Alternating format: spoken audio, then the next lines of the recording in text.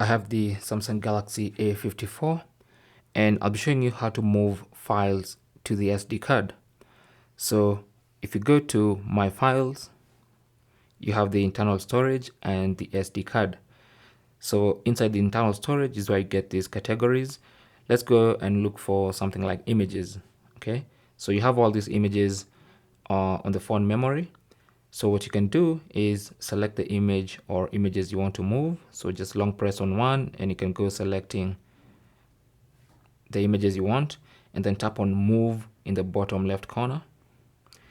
And then once you select move, you can now hit the back button and then go into the SD card and then select a folder where you want to paste those files. Okay, so for instance, since those were photos, I'll choose the photos folder.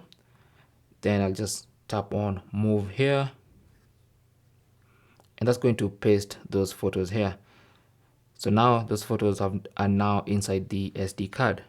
So that's basically how to move photos to the SD card on your Samsung Galaxy A54. And it's not just photos, it's most any file. That's how you move it to from the internal storage to the SD card. Okay, thanks for watching.